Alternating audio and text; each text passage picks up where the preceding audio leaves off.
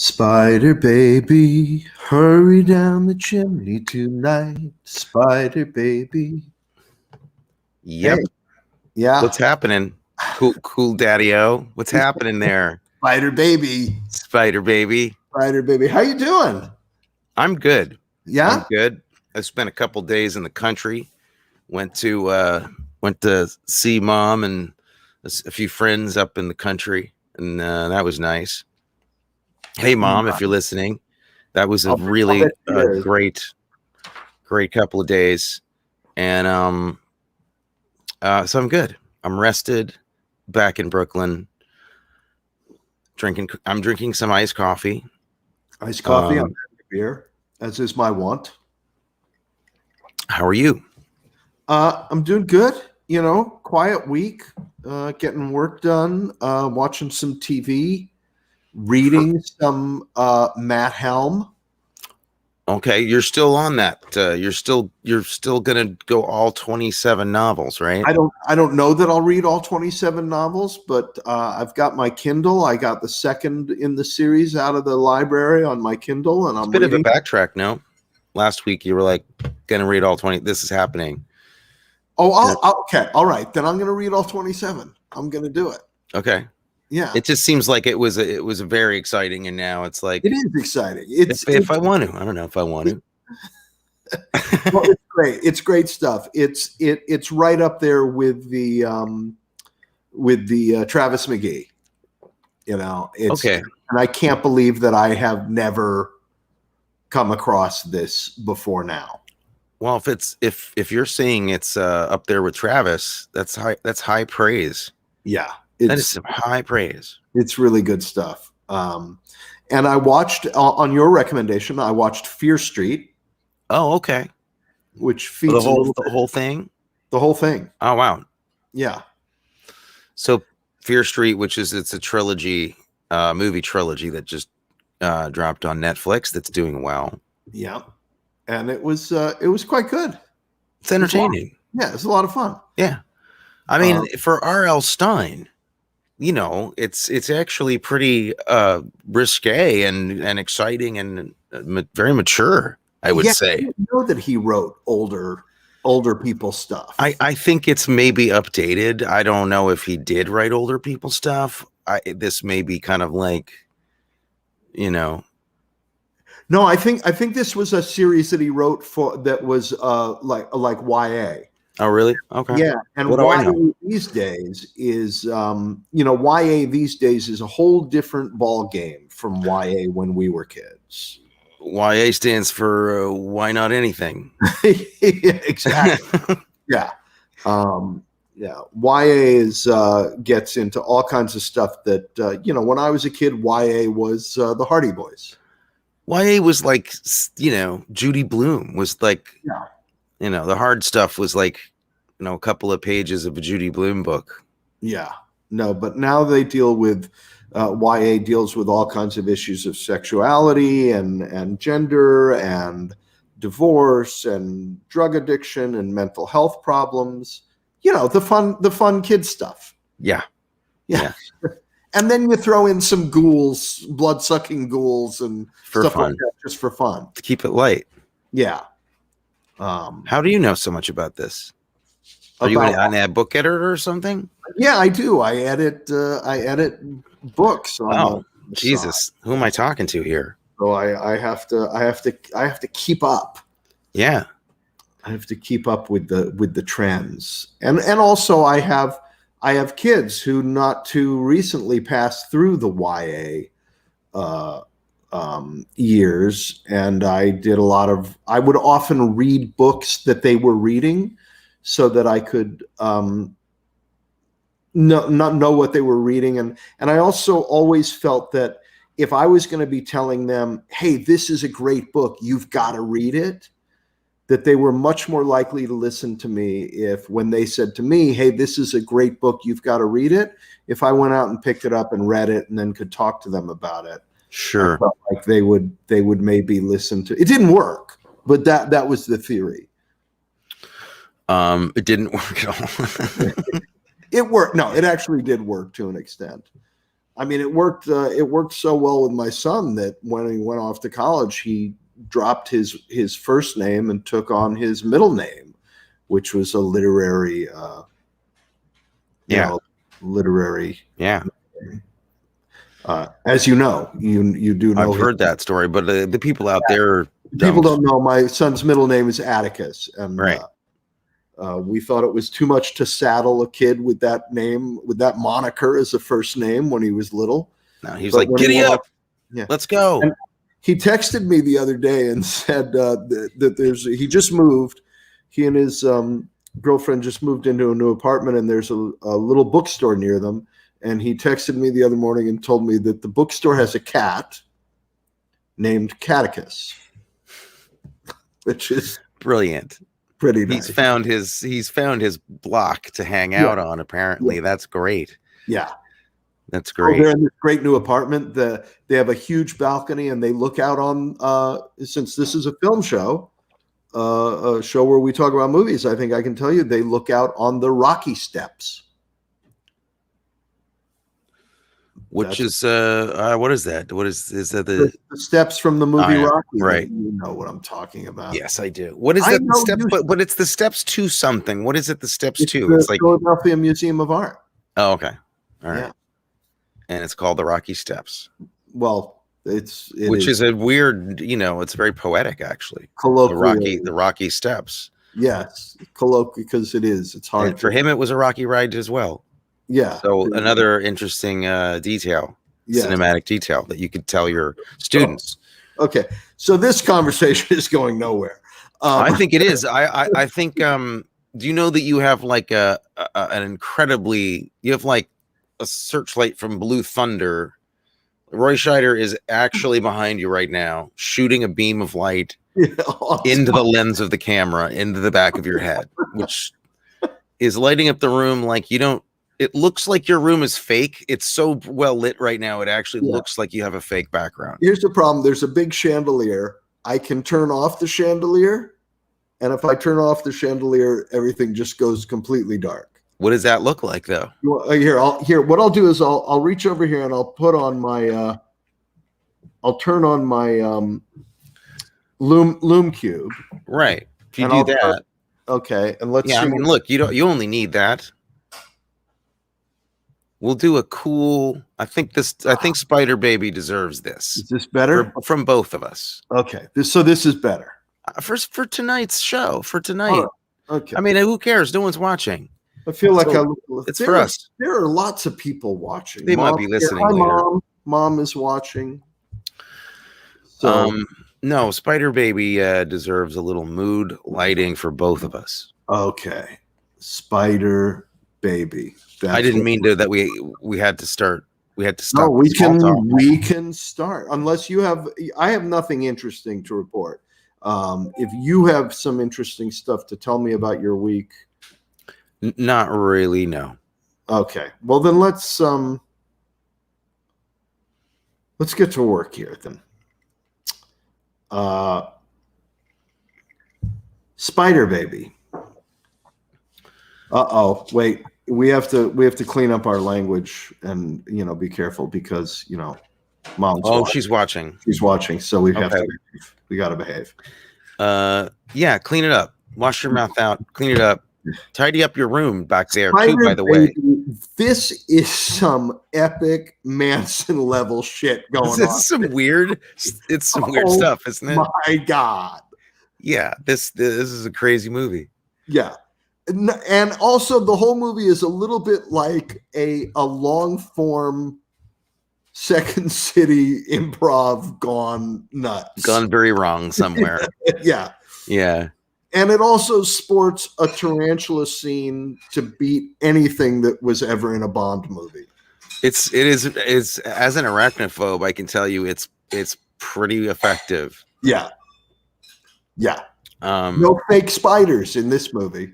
No, maybe one or two that they put in the food at one point. Yeah, when they're eating them, maybe. Yeah, but it's almost like the Manson thing you said is right on. I I wonder if it was inspired actually, because it came out in 67, so it was made before Manson. Well, there may have been some inspiration going on, but I think it was the other way. Maybe Charlie. Oh, he got some ideas from the saw movie. this movie and thought, "Hey, I'm down with that." Well, the other stuff that did is like, Texas Chainsaw Massacre this is all Spider Baby. We owe a lot to Spider Baby. Yes. It's also like the Munsters took acid. It is. It's totally the Munsters took acid. And you can trace a straight line from, there's German expressionism in this movie. There's Nosferatu in this movie. Yes. There's a character who's like a combination of Nosferatu and Harpo Marx having a baby. Yes. There's Peter Lorre in M is in this movie. Martin Balsam in Psycho is in this movie. It's incredible. I'm glad you got the references and liked it and stuck with it, because it's really like this no budget backlot, like way in the backlot, right? Which interestingly starts out with like the Little Rascals grown up. Yes. Right. The opening sequence is something out of Little Rascals. I mean, it's just, there's so much to be said. Okay, so let's tell everybody what it is. I mean, we give them a parameter here. This is 1967's Spider Baby, directed by Jack Hill, who is notable for also directing Foxy Brown and Coffee, and a lot of big exploitation movies and famous blaxploitation movies, and was famous for inventing the women in prison exploitation genre. Which, where would we be without it? Where would culture be without it? Anyway, he's more than a footnote in this whole kind of crazy grindhouse midnight movie, cult movie thing. So we have him to thank for, without him, we wouldn't have Ilsa, She-Wolf of the SS. No, you wouldn't probably, but nor would you have Jackie Brown, really, so, wow. And so anyway, it's a movie from him. He wrote it and directed it, and it's this black and white movie that's clearly, it's like a Roger Corman movie. It's not like a Ed Wood movie. You think maybe you're going to be seeing an Ed Wood movie, and it's not that bad. I mean, there are things in it that are really cheapo, but it's not as bad as an Ed Wood movie, right? No, you're not. Yeah. No, because there's some smart, funny things in it too. Like it's not all stupid. Some of it actually, like in particular, I think Quinn Redeker. Yeah. Well, before we get into those specifics, give our audience a little more of the story. Let's give them the background of the story. So basically, the story is about the Merry family. There's a family that goes back hundreds of years that has been cursed by a disease that afflicts some of the members of the family. And the disease is a retroactive aging, so they become more infantile as they grow older. It's kind of a Benjamin Button thing, but only emotionally. But they do at some point then regress to prehistoric forms of being. They say they do right. At the very end. At the last stage of it is actually physical. Yeah. Okay. Yeah. Which is, I think, where you think Sid Haig is headed there. Oh, right. Okay. Yeah. And so that's the setup. And the last remaining members of the family live on this like Psycho Ranch. It's like a combination of Spawn Ranch and the Psycho House, literally. And the setup is basically that the people who have the rightful ownership to the land and the actual family who has legal rights is now claiming this homestead and wants to put the children in foster care. Yeah, the cousins. Yeah. And the people that live in the house being Lon Chaney Jr., who oversees these two voluptuous vampiric girls, and a not so voluptuous Sid Haig. Right. And Lon Chaney's not a member of the family. He's the butler, the major domo, who swore to the parents, the father of the children, that he would take care of them and never abandon them. Right. What's that TV show? It's not The Courtship of Eddie's Father. It's the other one with David Brian Keith. Brian Keith. Yeah. It's like this, like Brian Keith's show. It's like Family Affair. Family Affair.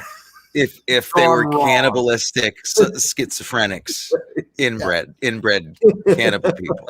Yeah. So that's the setup, and the movie starts out with a bang. Like you really just can't get over this opener, because you got Mantan Moreland, who I don't know. This must have been late in the career of Mantan. Okay. Not the last thing he did, but no, he did like 1, 2, 3, 4, 5, 6, 7, 8, 9. He had like 10 things after this. He went on forever. He survived. So, just, an incredible character actor shows up on a little moped and he's a postal worker, and he doesn't want to deliver this letter because he's heard this house is haunted. It's bad. Right. And boy, is it. What an opener. Yeah. Oh boy. David Lynch was paying attention. Yes, he was. He was at school that day that they showed this. Oh God. Oh, Mantan Moreland my God, did he have a career? He was in the Palm Beach Story. That's what I'm saying. He's he's incredible. The fact that they got him for a day, they clearly had a day with him. Right. And they just like, okay, what about you're the postal guy. But he was working all the time. So I don't know. Maybe I don't know. Like, I get the feeling I know why Lon Chaney Jr. showed up, and I'm sad. It's sad, but there is something really tragic to me about him in a way. He's always playing these tragic figures, but it looked like he was in a similar place that Bela Lugosi was when he was doing Plan 9. Yeah. And it looks like Mr. Moreland was like, I've got 20 minutes. I gotta be in Universal Studios. Right. He looks busy. But I have to say that Lon Chaney Jr., he brings it in this movie. He's great. He cries in a close-up. He cried. And did you hear what happened that day on the set? Yeah. It was his last day, yes. I didn't know. I didn't know that. But what I know is that he got a standing ovation from the crew on that monologue. Yeah. And yeah, that's what I read too. It was heartbreaking. No, he brought so much to it. It's really something. But he brought a lot of heart to all that stuff. I mean, you remember him as the Wolfman, right? Like, oh yeah, he was great. Yeah, he was this incredibly sad, morose, tragic, drunken guy. I'm assuming he was drunk, and he looked like he'd been drinking the night before all the time. Maybe it's just how he looked. I'm working on that. You got a tan though. You look good. He may have had a tan too. He may have been, all like ready for tennis. This is foundation. This is just a lot of foundation. Yeah. So was okay. Now I'd seen this before. Were you? When did you realize that you weren't seeing the worst thing that in the world? About 10 minutes into it. Okay. I mean, at first I thought this is the worst thing in the world. Mm-hmm. And like, then, how am I going to make it through this? How am I going to make it through this? And then I think it was when Jill Banner. I think when Jill Banner killed Mantan Moreland. When she cuts his ear off, and you're like, "That's in a movie in 1967." Yeah. Okay. And Jill Banner, who God bless her. You know, we loved her in Deadlier Than the Male. We really loved her in as Snow White in The President's Analyst. Yeah. We've covered it. This has been like a film festival for her. By accident. Totally. Because we didn't say let's do the Jill Banner film. No. It's odd that we could be randomly picking movies and have an actor as obscure as Jill Banner in 3 of them.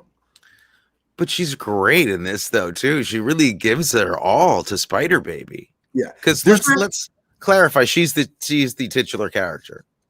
Yes. And just to clarify, that word in this context means the character whose the movie is named after. The title. She is that. What I meant to say is that she's Spider Baby. Yeah, that's what that word means. Excuse me. I'm sorry. For people in the listening audience who might not know that word. I want to be clear. I talk a lot about specificity in the workshops, and I want to be clear. Yeah, we don't want to get into any trouble for using a. No, no. It's just a fancy word for title of the movie. Yeah, it's called Spider Baby. She's Spider Baby. She's great. She thinks she's a spider. And if she came at you with if she did that routine on you, how freaked out would you be? That's one of the freakiest things in a movie. I've had dates like that. I can tell you, it's rough. Her sister, Beverly Washburn. I'm sorry to say that's the one performance in the movie that troubles me. Her sister, why? Wait, troubles you? I felt like it just seemed Mr. Schnotzler with the Hitler mustache didn't bother you? Wait a minute. Carl Schanzer, by the way, that actor, Carl Schanzer, who plays Mr. Schlocker. Yes. He went to LA City College. And based on his age and the years that he went to LA City College, where he roomed, I might add, with James Coburn and Robert Vaughn. But I think that he was at LA City College at the same time as another actor that we know. Are you talking about our father, our padre? I think he was at LA City College. He was there with El Patron? Yeah, I think so. So I want to ask Dad if he was ever in an acting class with Mr. Schanzer. I want to know where the mustache came from. Like, where did that idea come from? That's a performance. It's watching him creep around the house at night. Like half of the movie that you have to understand this feels like if you've ever seen an Abbott and Costello meet Frankenstein movie, like, you know, the old Abbott and Costello movies. Yeah. Beverly Washburn was totally talking Tina from that Twilight episode. Yes. Yes, that's true. Yes. That is true. It is true. It feels like thank you, Kevin. Yes, the word titular it's an official word. Yeah. It's not a naughty word. Only Matthew made it a naughty word now for everybody. So you can thank him. I'm a bad person. Everybody knows. No, I'm just saying. It was I had clean thoughts until I was talking to you. I have on people.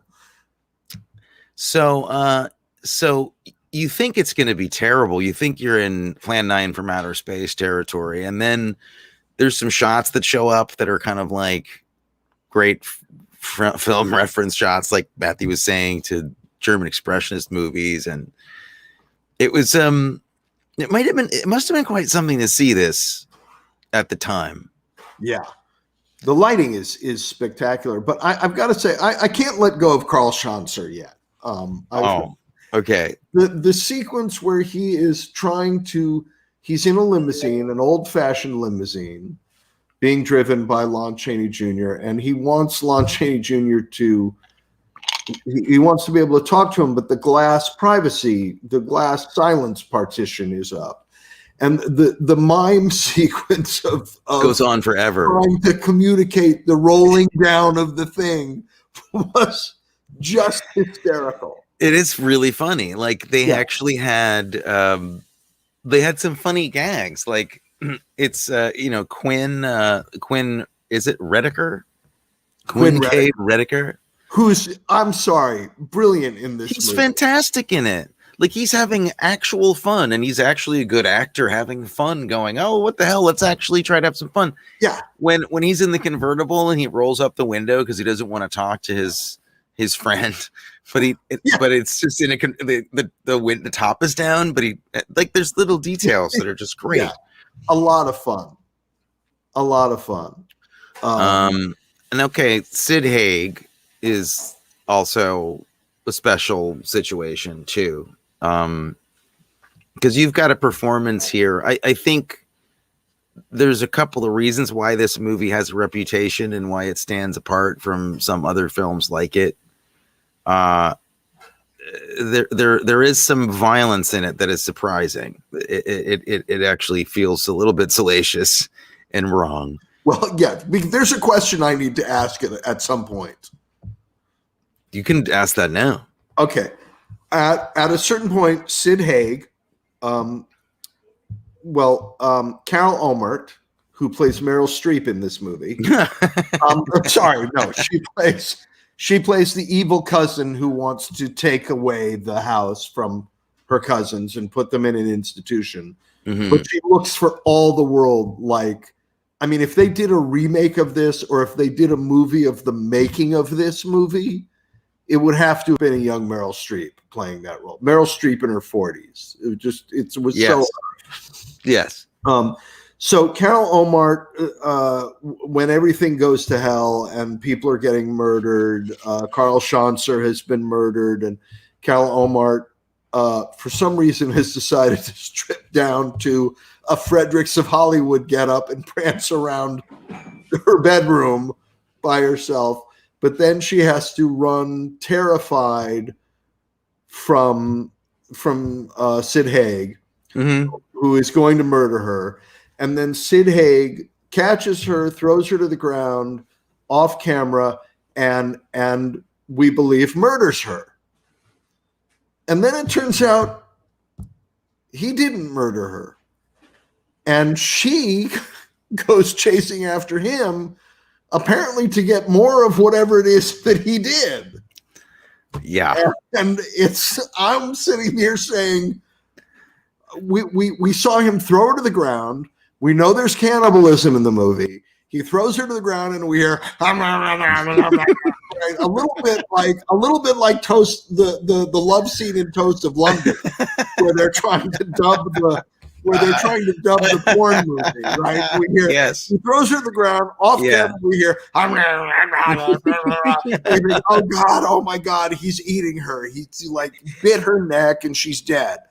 Mm. And then the next thing we see is she's fine and she's running around looking for him. I'm like, what did he do? Or I guess we know what he did. Yeah, there's some amazing stuff. There's some amazing stuff. Oh my God. Yeah. That was whoa. And they have like a Wolfman joke, an inside Wolfman joke, which is great. Oh, fantastic. They go to they all sit down to dinner, and somebody references the Wolfman, and they have Lon Chaney Jr. say, there's a full moon tonight, Yes. Well, not only that, but this was actually one of my favorite moments in the movie was when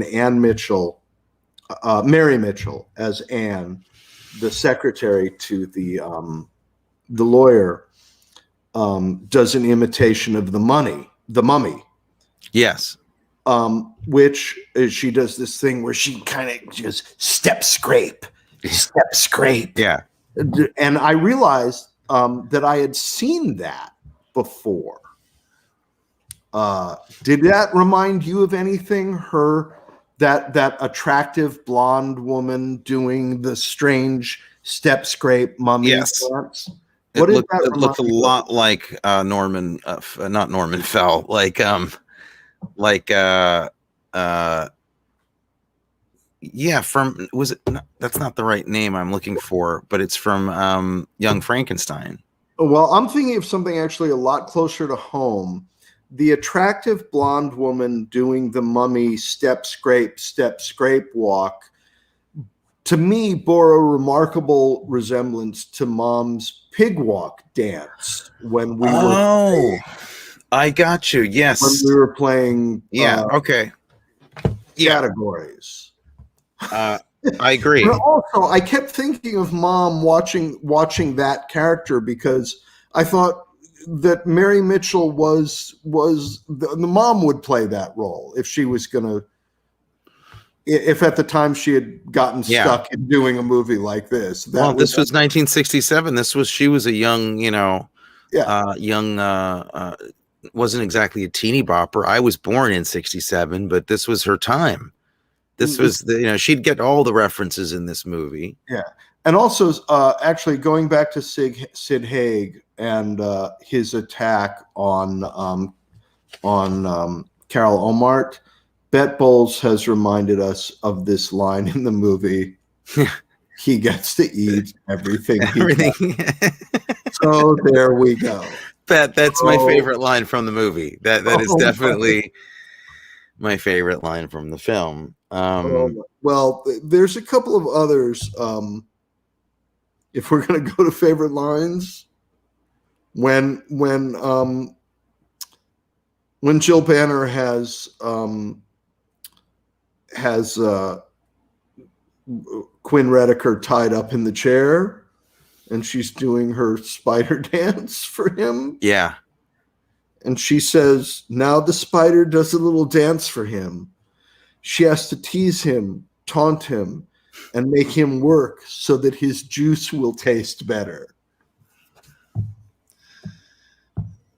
Yes, that was something. That was something that happened in this movie. That did happen. That was sad. Film. This was a naughty film. I'm sure the ratings board just is like, no. This is why you have to go into the middle of the desert and show this against the side of a building, because we're not going to release this.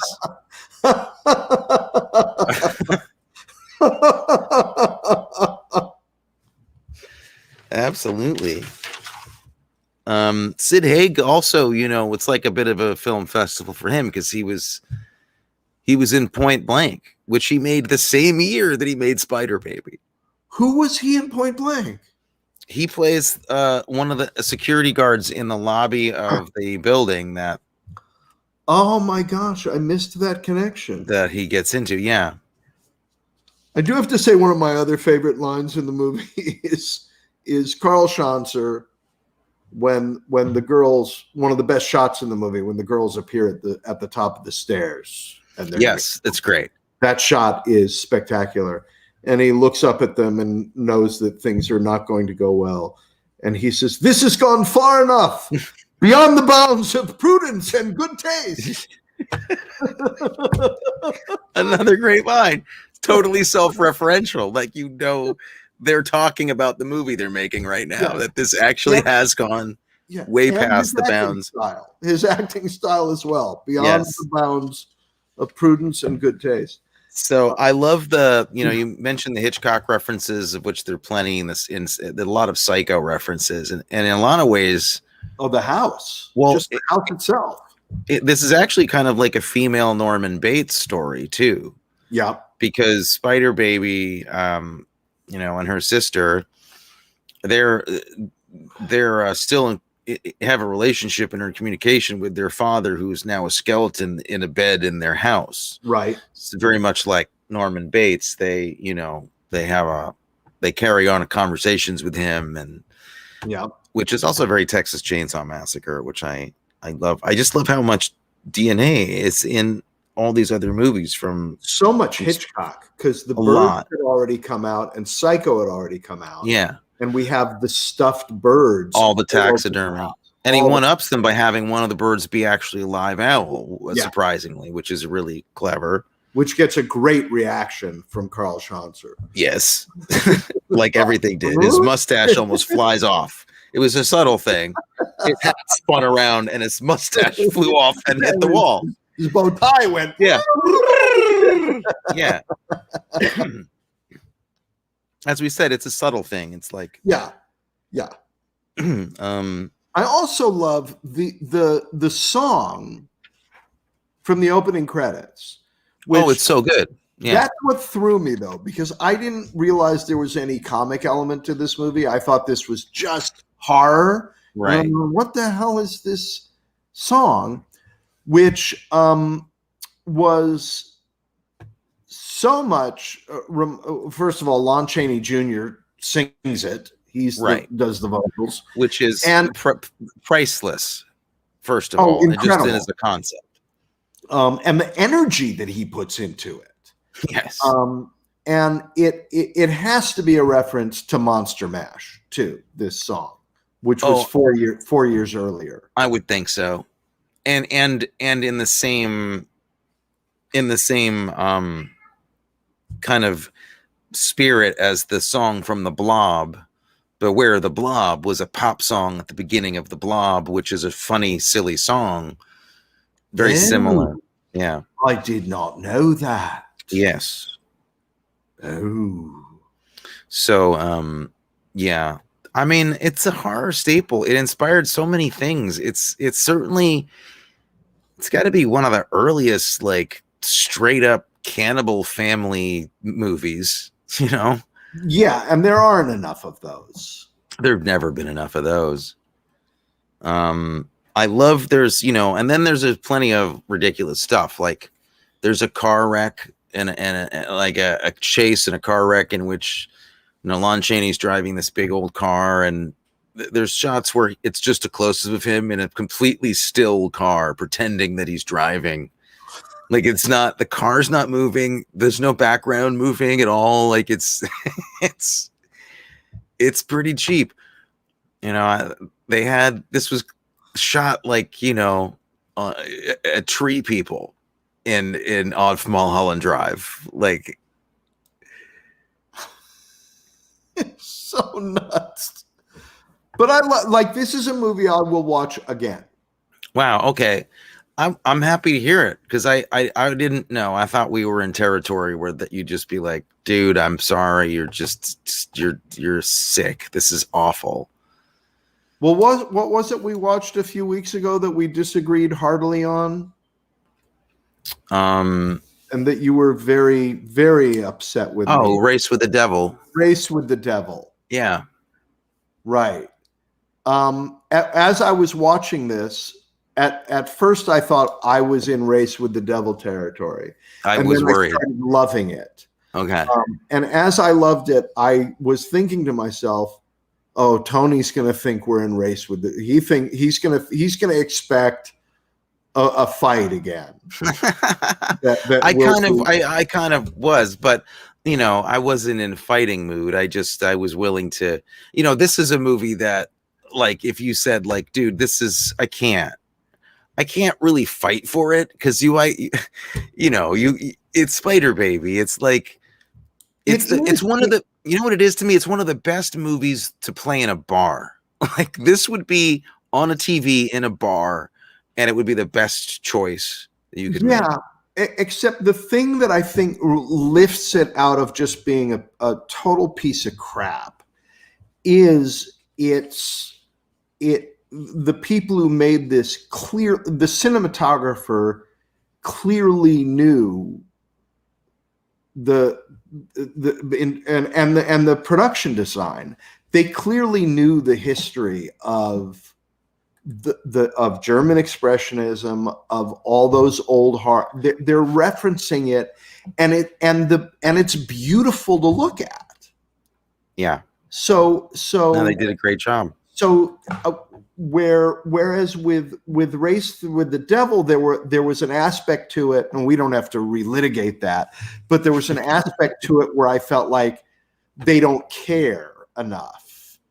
Whereas in this one, I felt like they cared a lot and had only 12 days and $37.28 to do it with. And 36 of those dollars had to go to Lon Chaney Jr.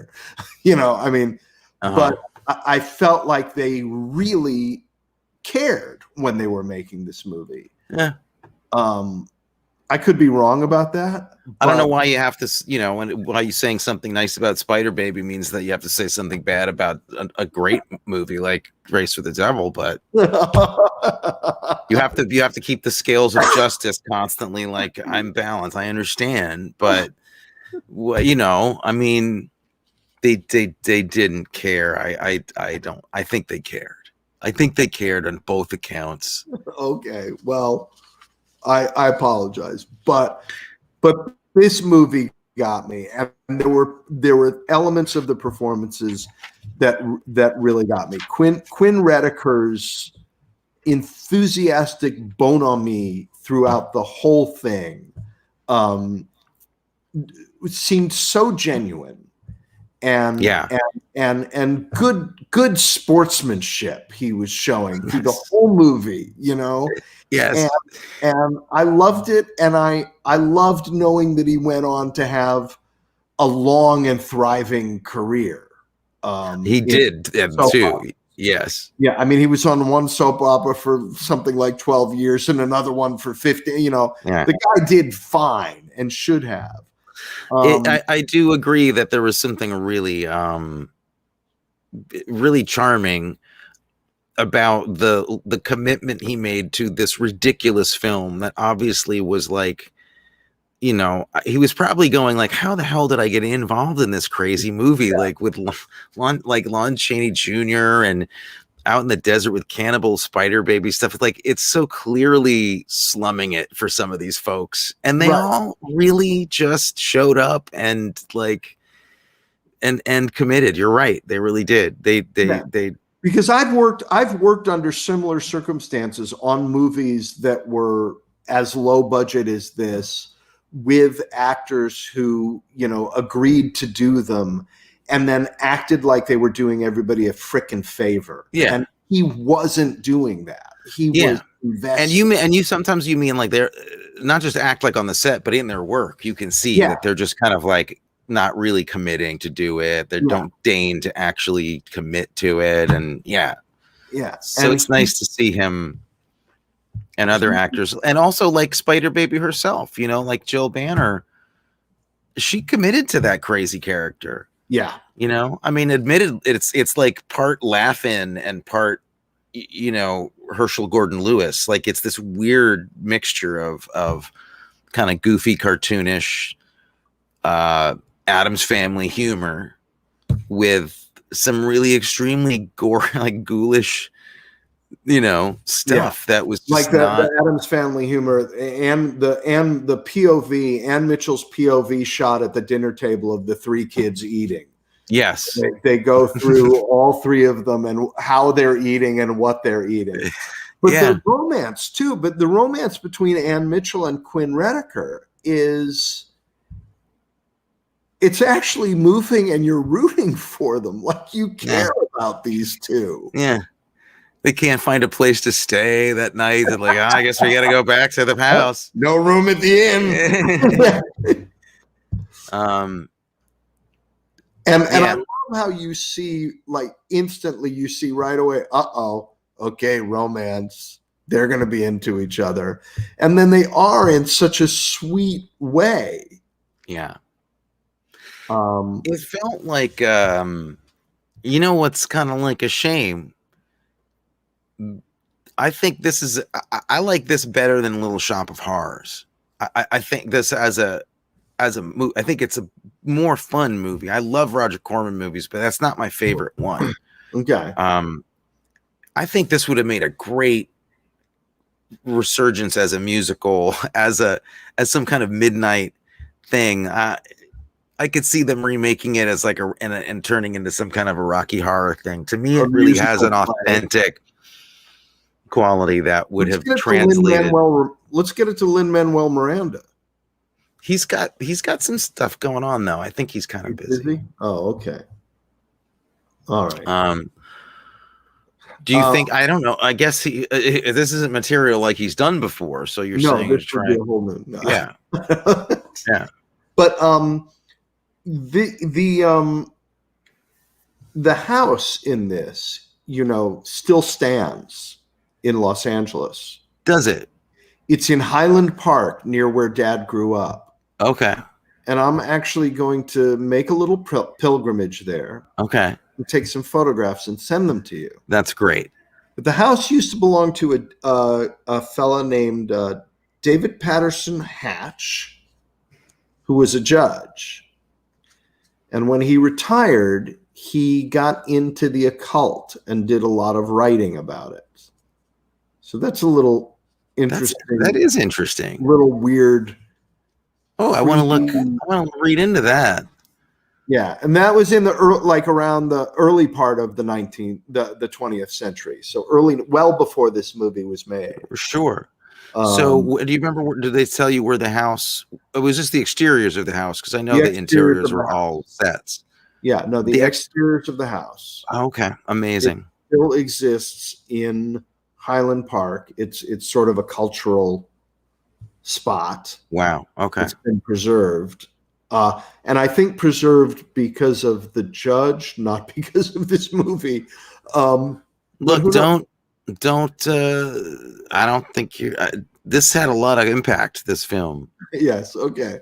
So, but I'm gonna make a little pilgrimage there, down to Highland Park. I would do. You know, what would be a great day would be go get some pinks and then go do that, and then go to a drive-in, and then actually drive by the house that Dad lived in when they wagon trained out here from Brooklyn, because that was a wagon train that they and they had to eat Uncle Larry on the way. And this was a 12-day shoot, no air conditioning. The only thing I have to say is it looks like it was about a 10-day shoot.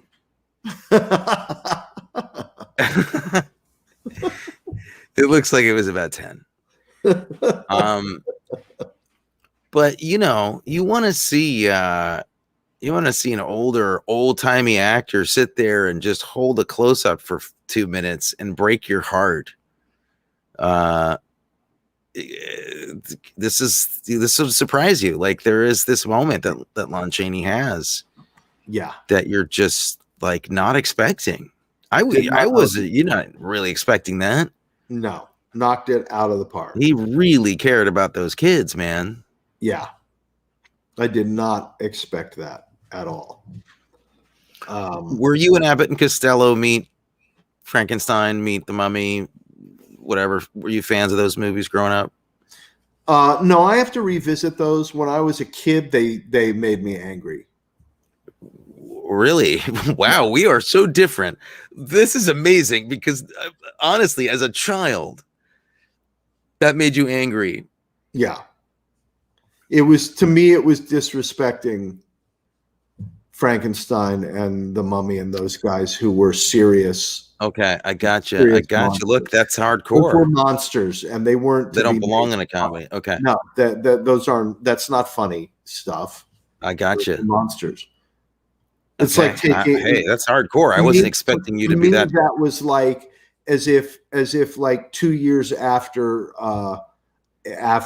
Raiders of the Lost Ark came out, if I showed you a comedy movie involving involving Indiana Jones, I'd be like, no, he's serious. He's the I understand.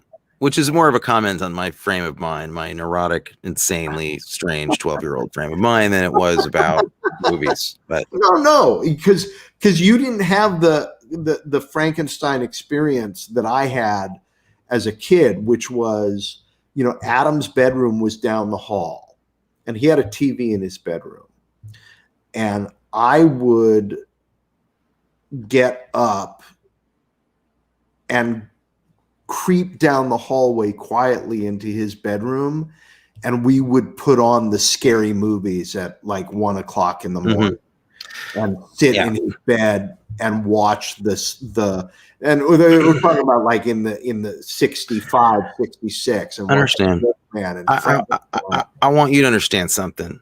Now I have to tell you a story. Okay. This is a story you have to hear now. All right. Here's my Frankenstein story. My two brothers are too old to hang out with. And they're hanging out at night with like girls and stuff. and I'm alone with a nanny most of the time, who lets me take the black and white television into my room, where I get to see Frankenstein and Dracula and the Mummy and all the RKO and Universal monster movies by myself, alone in a room, alone, without any brothers, without anything. Yeah, you doesn't feel so good now, does it? I had to sit there alone with Frankenstein and deal with that stuff by myself. Oh, Jesus. But you know, no, I was my what I should say is that we have very similar experiences with it. I for whatever reason, and I was as big a Frankenstein fan as you could be as a little kid. So bad. No, come on. And I didn't mind the humor. For some reason, the Abbott and Costello stuff made me happy. I didn't get angry at it. Probably helped alleviate the trauma, the PTSD of watching those things alone. I didn't, though. That's the thing. Horror movies always were like, I never got scared.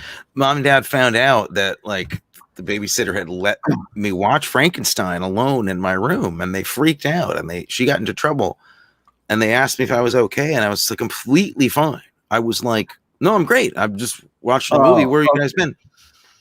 They never scared me like that. See, that's where you and I are different, because the legend still lives on of Adam and I going to the Beaumont Theater in San Luis Obispo on Halloween to watch the double feature, I think, of The Man with the X-Ray Eyes and The War of the Worlds. And I lost my shit during the War of the Worlds and was running up and down the aisle screaming. Like, make it stop, screaming. Yeah. Honestly, The Man with X-Ray Eyes is disturbing as hell too, actually. Yeah. So that didn't do you. That probably would have scared me as a child. Oh, the Beaumont Theater, Man with the X-Ray Eyes, Conga, come on. Fantastic movie. Yeah. Robinson Crusoe on Mars. Gorgo. Trog? No, not Trog. We should do Trog. Trog goes on the list now? Well, it doesn't have to go on. I think we should do Trog for Halloween or something. But Trog is something to see if you haven't seen it. Okay. And I also feel like, I don't know, like this could be an interesting launch pad into like Faster Pussycat Kill, which we also talked about. Yeah. Well, should we do that next week instead of what we were talking about doing next week? No, let's save Faster Pussycat Kill for Halloween. Let's do what we said. All right. So next week we are doing Bet Bowles says Robinson Crusoe on Mars, my holy lord. Yeah, it's good stuff. Yeah, loved that movie. That was a big deal to me. So next week we've got Damnation Alley. Damnation Alley, indeed. With Jan Michael Vincent and our mom's very dear friend George Papard, who are like oddly the same person, but couldn't be more different. They're like, actually, that's not true, is it? Jan and Michael Vincent was younger than George Papard. Yeah, and a little bit, little eccentric. I've heard. Oh, really? With. Jan Michael Vincent, apparently, yes, apparently. Was he Airwolf? Wasn't he Airwolf on? Yeah, I think so. Wasn't he? I think so. Wasn't? Yeah, it was Airwolf, I believe. Okay. So, yeah, Damnation Alley. That's the thing we're gonna do. Anything else to talk about with this movie? I mean, have we talked enough about Carol Ulmert's? No. what she brings to wear to the. She is playing the uptight, nasty cousin who is going to take this home away from those kids. And when she finds herself alone in the bedroom, strips down to A garter, bra, panties, garter belt, all black, and starts doing a sexy dance around the room for no reason at all. I turned to Amelia and I was like, when you put something on, you always twirl around, right? That's how you do it. She's like, yeah, that's how women dress. Yeah. They twirl around the room with their clothes to see how it works. Because you don't know if you're going to be twirling later that night. You might be. And you want to make sure those clothes can hold on to that. Hold their shape or something. I understand. Yeah. And it begs the question of, I know that there are those undergarments and they have a purpose. But I don't know what you are talking about. This is like the oldest show. This is only 78-year-old people would say things like this. Well, but what? I understand how it works. There are undergarments that serve a purpose. It was like, this is like, well, it's like a Bernie campaign speech about the old joke. These are for every day. These are fornication. You know that joke. I do. Yeah. So what she was wearing was clearly fornication. The question was begged, what was the occasion she was expecting on this evening in this house that she chose to wear those undergarments? I'm going to say the only possible explanation was that she thought that Carl Schanzer and her would have a moment alone. Who would want a moment alone with Mr. Crocker? But that's the only person that could possibly be. Who is she going to try to seduce? The old driver of the estate, the old caretaker? She didn't seem to like Mr. Schlocker. Well, she doesn't be dressing for somebody else, Matthew. That's a very male gazy thing to say. She was doing that for herself. She felt good. That's how she wanted to dress, and she wanted to do it. You got me. And the occasion, the occasion was, I'm alone and I'm happy by myself. Leave me alone. Okay. And there you have it, ladies and gentlemen. Spider Baby. Spider Baby. It's a piece. It's such a wonderfully trashy movie that the people who made it knew was cheeky and trashy, and they were just having a good laugh. They were having a good laugh, and not actually at our expense. No, because it really is a pleasurable experience, and if you haven't seen it, you should avail yourselves of it, even though we have spoiled it for you. Where did you catch up with it? Where did you see it? What streaming platform was it on? I watched it on Vudu. On Vudu? Yes. But it's available all the heck over the place. It's on, I believe it's on Amazon Prime. I think it might be on HBO Max. It's easy to get, and you should watch it. Did you see anything else in the last week that's worth mentioning? I saw Future War, which was good and then not. Oh, okay. It's like interesting, suddenly not interested. Okay, sorry. You decided to you sort of decided, oh, we need a whole other movie added to this movie. On the other hand, it has my friend J.K. Simmons in it, who is always spectacular and wonderful to watch, and he brings some nice stuff to it. Well, you mean when he's acting? I don't know if you say it was wonderful to watch. if it's shopping, Not if no he's shopping. It's boring. I've gone shopping. putting on his socks and shoes. I don't No, know if that's fantastic he's to watch. wonderful in the movies. He's Okay, very I good. just wanted to clarify. Yeah. And Chris Pratt is Chris Pratt. But there's some other people in it who are quite good. And it's an interesting idea. And the alien monsters are actually quite creepy. Okay, well, I'll check it out. I was meaning to see that. Yeah, you might enjoy that. And as we said, Fear Street, I watched. I'm watching right now one of my very guilty pleasures, very, very, very, very guilty pleasures. I'm catching up with The Rookie on ABC because I'm just a huge Nathan Fillion fan, and I don't care who knows. Oh, that's Nathan Fillion's show. Okay. Yeah. Well, I mean, he's fantastic. Yeah, He's like the most charming thing that ever walked around.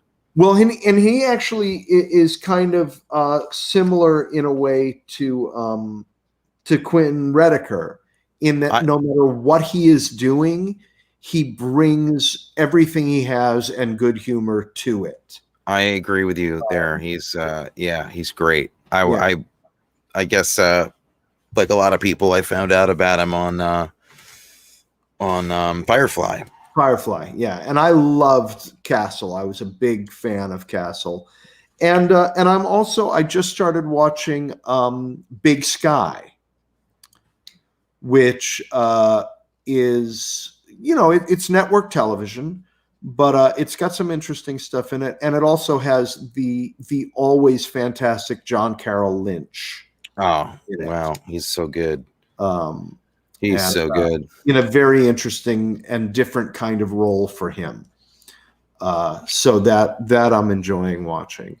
And one thing that's been interesting watching both Big Sky and watching Fear Street is watching not just the streaming services, but also the networks really making an effort to be more inclusive in very positive ways. There is a transgender character in Big Sky used, where they're bringing characters into much more into the mainstream, and it's really nice to see that. And then in Fear Street, the fact that the main characters are high school students and in a lesbian affair, and it is just part of the story. There's no comment on it. It's not we're breaking ground. It's just part of the story, and it's great to see mainstream media working so hard to normalize things that in the past have been othered. Yes, true. Very true. And that is probably the last socially responsible thing I will say on this show. I was going to say, I want to talk to my brother Matthew. I need to see him. Tell him I was looking for him. Thank you. Yes, because normally I'm not known for saying things that pay any attention to anybody's thoughts. I 100% agree with you. I think it is great to see. I think there's a phase of stuff that has to do with like kind of wearing it all on its sleeve, where storytelling got a little bogged down for a while, and to me now I really do appreciate that these people and characters are they're just part of the story now, and it doesn't have to be about the political ideals or ideas anymore. It can be about stories that are just like everybody said, let's just have everybody working together. Let's just have everybody in this together. And now, like you say, that normalization of it has been really freeing for story. I think it's been really liberating for storytellers too. Right. Oh, the other place they did it in Fear Street was the brother and sister, where she's Caucasian and he's black. And they never feel the need to explain how or why that happened. No, they just don't mention it really. Yeah, they don't say, oh well, somebody was adopted or somebody got remarried. It's just, Yeah. this is my brother, this is my sister, and this is a normal family in the world right now. And that's great, because as you say, they're like, they were wearing it on the sleeve for a while. You'd see something like that, and there'd be all these like explanations in the plot of how Right. Everything would become about, you know, that situation of them living in that town and being a mixed family thing. Now it's just the actors can get the jobs, and then they can do a movie about killing zombies and doing crazy stuff, just like everybody's wanted to. So and we don't have to address those other things, and that's a big step forward. I mean, granted, I guess addressing those things in storytelling is part of the process. It's key to also educate audiences that, look, this is the world you live in, and you're going to see this in movies now. But I feel like it's just people have adapted to this and grown from it, and just moved on with new kinds of storytelling without apologizing for it, which is really cool. And as we said, that's the last time you'll hear anything serious from. Well, who cares what we have to say about it? It's not exactly, you know, why anybody would tune into our show. That's right. To hear our woken comments about anything. Ridiculous half attempts at being human. So on that note, next week is Damnation Alley, another crazy movie from the 70s. Please come back and join us for that. And in the meantime, you know, I hope you have lots of really, really good food this week. Yeah, I do. I hope you do too. Yeah. Good, or just lots of it. Good night, everybody. Good night.